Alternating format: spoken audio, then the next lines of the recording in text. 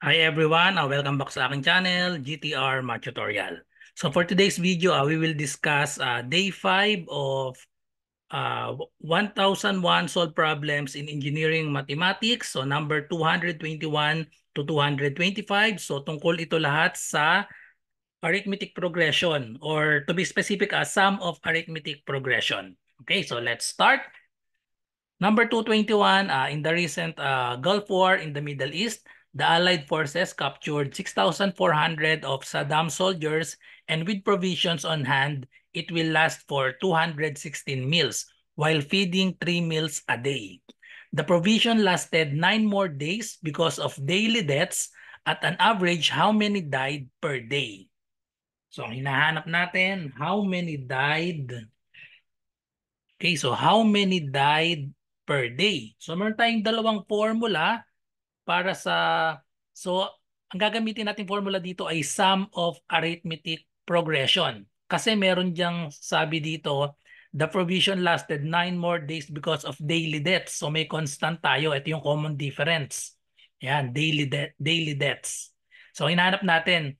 So yung deaths magkakaiba yan, pero ang hinahanap natin, ayun, nakalagay yung keyword natin at an average. So ibig sabihin at an average, so yung average nun ay pare-parehas yung debt na mangyayari. Okay? So yung daily debt, so average kasi. So magiging siyang sum of arithmetic progression.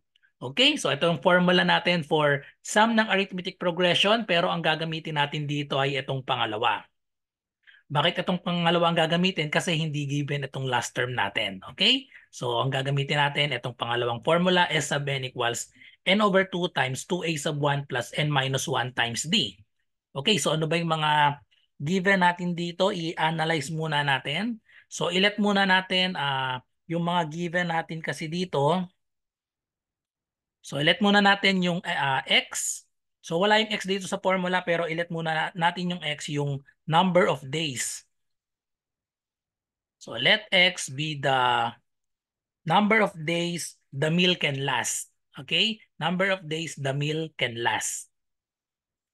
Okay, so the meal can last. Yan yung ilalat natin na x. Tapos yung s, ito na yung total. So yan yung sum. So ito yung total number of provisions. Okay, so total number of provisions. And then we have n. So ilalat natin yung n, the number of days. Okay, so ito yung hinahanap natin, or hindi pa pala ito yung hinahanap, number of days. Ang hinahanap natin yung average. So yan yung common difference. So n be the number of days the total provision can last. Okay? So the total provision can last. Okay? So can last, and then we have D, ito yung hinahanap natin. D is the number of soldiers died. Number of soldiers died per day. Okay, so yan yung mga ilalet natin, ng mga variables natin. So kunin muna natin yung value nitong x. Number of days the meal can last. Ang sabi dito, so nabanggit dito, with provisions on hand, it will last for 216 meals while feeding 3 meals per day. Okay? So yung x number of days yan, the meal can last. So ang sabi, 216 meals daw while feeding 3 meals per day. So para makuha natin yung number of days, kailangan natin i-divide kasi 3 meals per day siya. And then merong 216 meals. So divide lang natin by 3 para makuha natin itong x. So therefore, x is equal to 216 divided by 3. That is equal to 72 days. Okay? So 72 days bago yan, the meal can last in 72 days. So ngayon isosolve naman natin itong value ng S. So ang value ng S magiging equal sa, so sabi the Allied forces captured 6,400 of Saddam soldiers. And then meron daw 216 meals na 3 meals, so na-divide na nga natin, 72 days yon. So itong 72 days, imumultiply natin ito dito sa 6,400. Okay, so yun yung magiging S natin, yung total na yan. Total number of provisions. So 16,400 multiply natin dito sa number of days. So times 72, that is equal to 460,800 meals. Okay?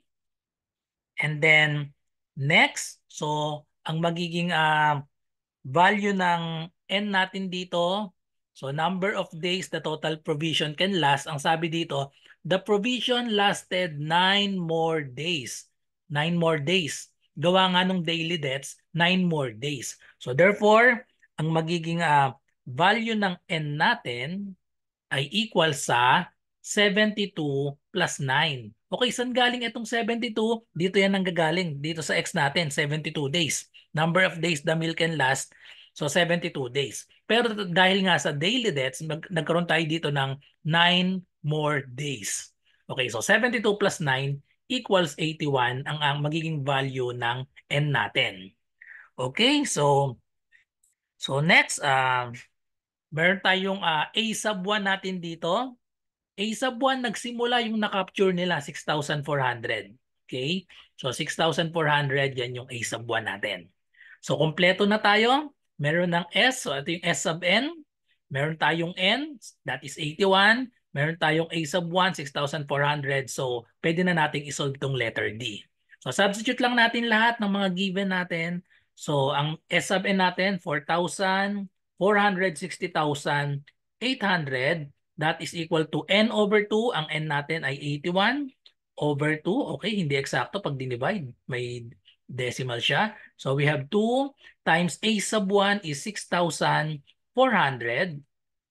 plus N minus 1. So idiretso subtract na natin yung N minus 1. So ang N natin ay 81. Subtract na natin yung 1. So we have 80 times D. Okay, so yan yung hinahanap natin. So tanggalin natin ang denominator pero wag na nating i-multiply both sides by 2. Ang gagawin na lang natin, i-distribute natin tong denominator na 2 dito sa nasa loob ng bracket natin. So kasi makakancel lang itong 2. Tapos itong 80 divided by 2 magiging 40 na lang. Okay?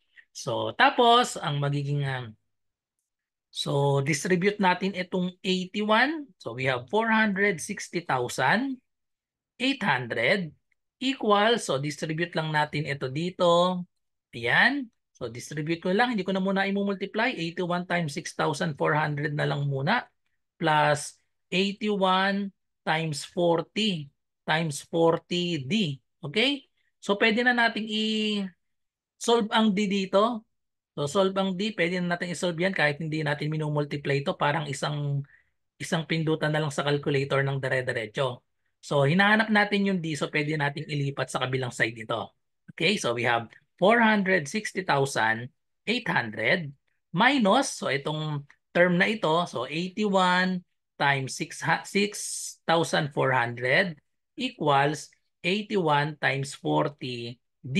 Okay, and then last, we can divide by this term, 81 times 40. Okay, so hindi ko na muna kinuha yung mga product kasi idadiretso ko na sa calculator yan, 81 times 40. Okay, so therefore, the value of D is equal to, so ayan na nga, diretso na natin sa calculator yung pag-compute, 460,800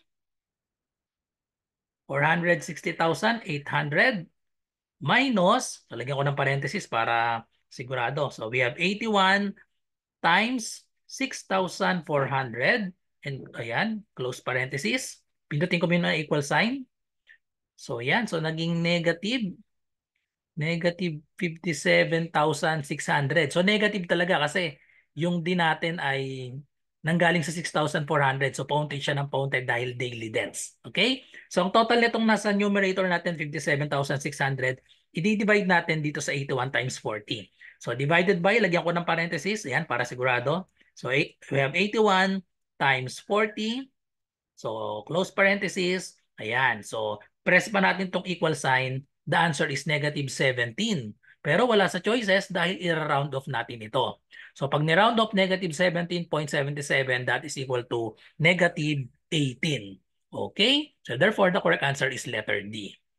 So round off natin. That is equal to negative 18. The correct answer, letter D. Okay, so next number 222. A geodetic engineering student got a score of 30% on test 1 of the 5-number test in surveying. On the last number, he got 90%, in which a constant difference more on each number that he had on the immediately preceding one. What was his average score in surveying?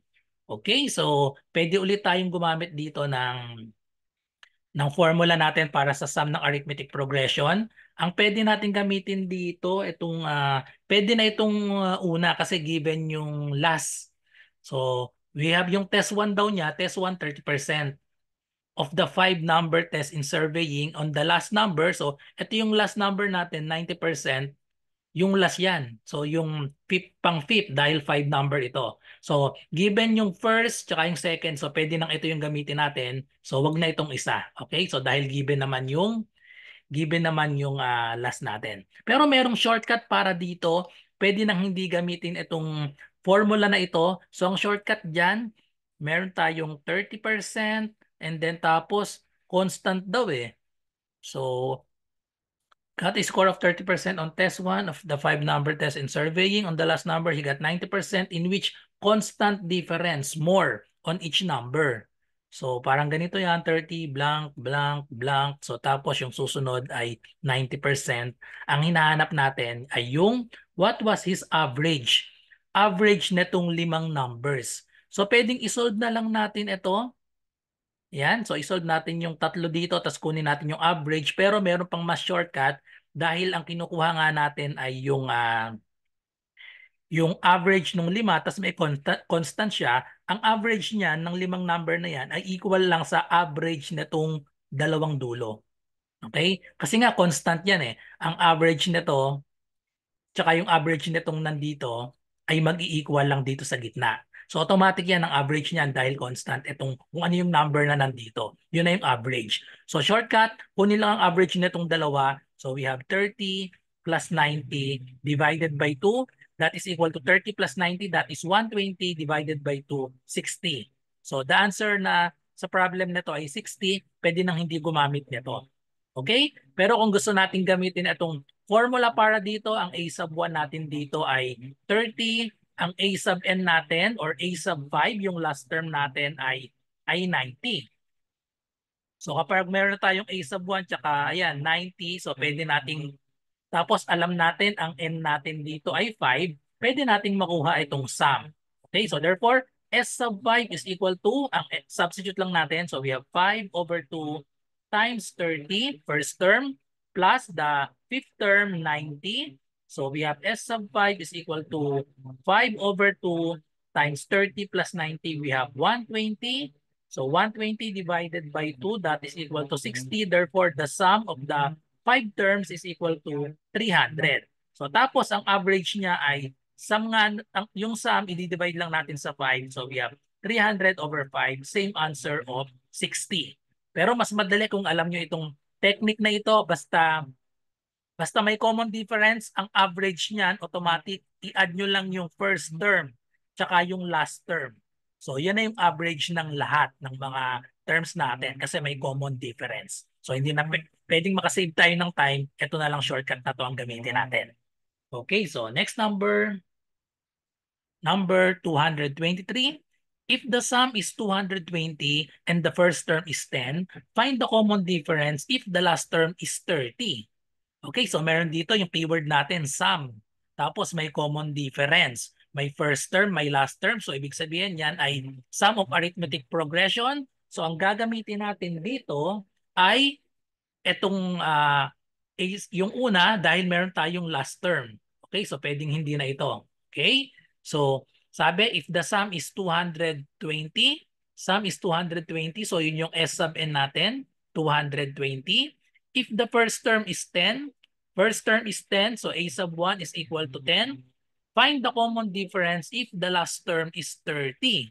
So last term daw natin ay 30, ang hinahanap natin ay common difference D. Okay, so substitute lang natin sa formula natin, ang sum daw ay 220. Ang N, so hindi natin alam yung N. Walang nabanggit pala dito sa N. Ang hinahanap dito, find the common difference pala yung hinahanap dito. So, pwedeng isolve muna natin yung value nitong n. Okay? So, ang value ng n muna tapos tsaka tayo pumunta dito sa d. So, we have n over 2, then multiplied by a sub 1 is 10 plus a sub n, the last term is 30. Okay? So, solve natin. Wag na natin tanggalin itong 2 kasi ito divisible by 2 pag inad natin. Okay, so 220 equals n over 2 times 10 plus 30, that is 40. Okay, so i-divide natin 40 divided by 2, magiging na siyang 20. So we have 220 equals 20 times n. So we have 20n, divide both sides by 20.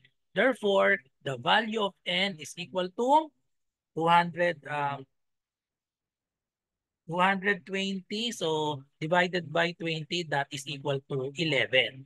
So hindi pa ito yung hinahanap natin. 11 ang hinahanap natin. Find the common difference. So kung 11 ang n natin, so ibig sabihin, gagamitin natin yung formula ay a sub 11. Okay? So yung last term natin pala, itong last term natin, a sub n na 30, ito pala ay a sub 11. So yung sum pala natin na 220, s sub 11 pala yan. So ang formula for a sub 11 is a sub 1 plus n minus 1. So 11 minus 1, so we have 10d. So, pwede na natin isolve ang D. Substitute natin yung mga given. Ang A sub 11 natin ay 30.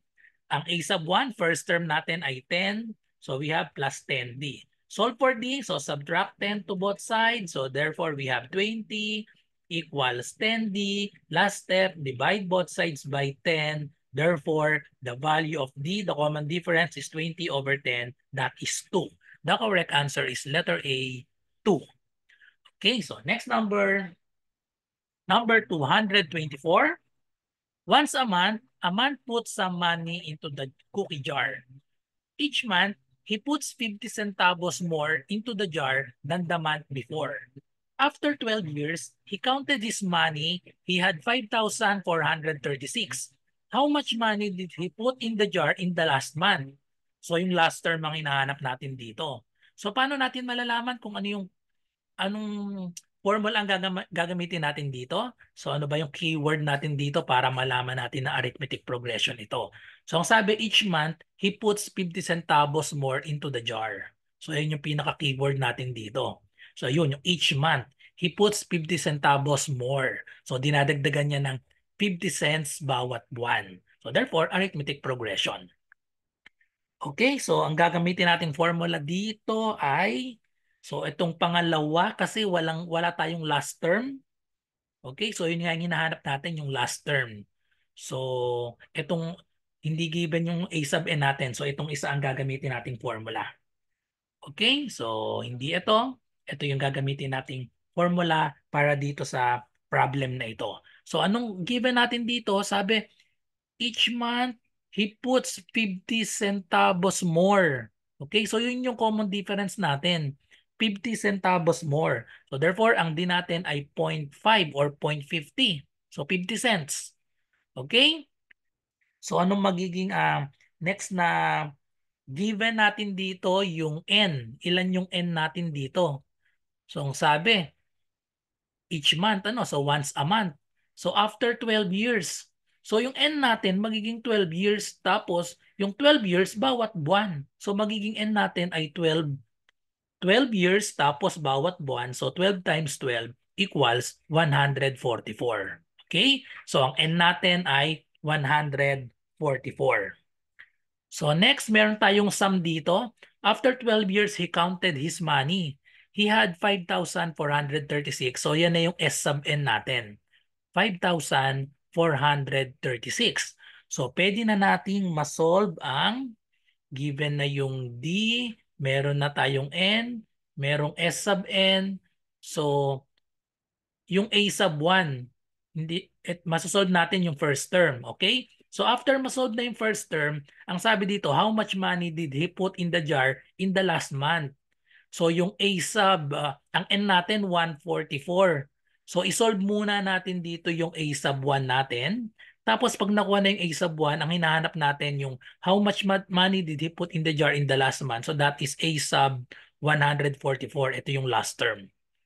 Okay? So bago natin makuha yung last term, kailangan muna yung first term kasi wala din yung first term natin. Okay, so substitute lang natin lahat dito sa given. Ang S sub n natin ay, ito yon, 5,436 equals n over 2. So n is 144 divided by 2. Okay, so pwede nating i-divide na agad to kasi eksakto even number. Okay, multiplied by 2, a sub 1 plus n minus 1. So idiretso na natin yung n minus 1. Ang n natin ay 144 minus 1. So we have 143 times d. Ano yung value ng d natin? That is 50 cents. So that is equal to 0.5.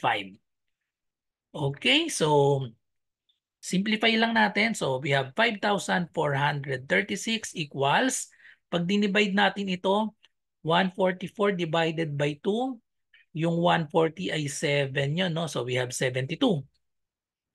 Okay, so that is 72 ito, tapos 2, then we have 2a sub 1 plus 143 times times 0.5. So may decimal pa rin ito.